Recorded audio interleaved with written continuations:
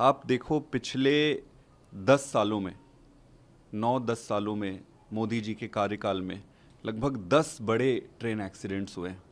अगर इन बड़े एक्सीडेंट्स को अगर हटा भी दो तो पिछले 4 से 5 साल में लगभग 4 से 5 सालों में लगभग थाउजेंड्स डीरेलमेंट्स और ट्रेन एक्सीडेंट्स हुए हैं। छोटे बहुत सारे ट्रेन एक्सीडेंट्स हुए हैं।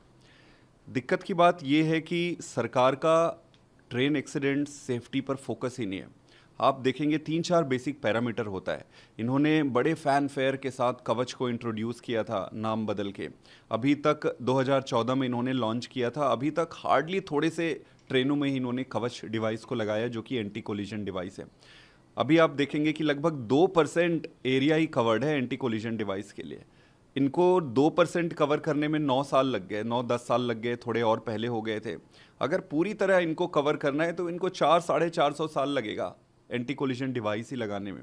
दूसरा सबसे इंपॉर्टेंट होता है एंटी डिरेलमेंट डिवाइसेस, जिससे कि ये फ्लिप हो जाती है ना ट्रेनें, उस पर है एंटी डिरेलमेंट डिवाइसेस। तो एंटी डिरेलमेंट डिवाइसेस भी इन्होंने काफ़ी फैन फेयर के साथ इंट्रोड्यूस किया, बताया कि इस पे फंड्स दे रहे हैं, करेंगे। बट उसके बाद एक बार इंट्रोड्यूस करने के बाद इन्होंने बात करना उस पर बंद कर दिया है। आज तक कोई प्रिसाइज रिपोर्ट नहीं मिलता है कि इन्होंने कितने में एंटी डिरेलमेंट डिवाइस लगाया है, कितने में नहीं लगाया।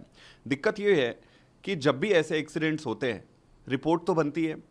सीएजी के आप रिपोर्ट्स को जो लोगे तो वो ये कहता है कि छोटे छोटे जितने रिपोर्ट्स कॉन्स्टिट्यूट किए जाते हैं कमेटी ये पता लगाने के लिए कि क्यों एक्सीडेंट्स हुए, उसमें से लगभग 60% तो रिपोर्ट ही सबमिट नहीं होते, और जो 40% 30-40% सबमिट होते हैं वो बहुत डिलेड होते हैं, उसके बाद उनका रिलेवेंस खत्म हो जाता है। सारी रिपोर्ट्स मोटा मोटी में एक लाइन में मैं कहूँगा तो सारी रिपोर्ट्स ये इंडिकेट कर रही है कि जो रेल की पटरी हो गई है वो बहुत पुराने हो गए हैं। अगर आप नए डिवाइस नहीं भी लगा रहे हैं, एंटी डिरेलमेंट एंटी कोलिजन अगर नहीं भी लगा रहे हैं डिवाइसेस, तो रेल की पटरी जो है वो बूढ़ी हो गई है, उसको बदलने की ज़रूरत है। सरकार ने इसको बदलना तो दूर, इसके जो एलोकेटेड फंड्स थे वो रिड्यूस करते जा रहे हैं। और सबसे इंटरेस्टिंग चीज़ है, बड़ी डिस्टर्बिंग फैक्ट है, जो फंड्स एलोकेटेड है वो ठीक तरीके से खर्च भी नहीं कर पा रहे हैं ये।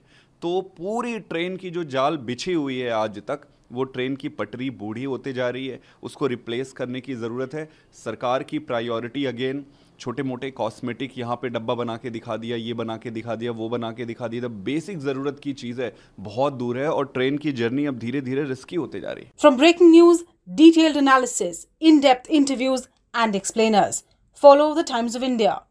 Subscribe to our YouTube channel. Don't forget to like our videos and hit the bell icon to stay updated with the latest.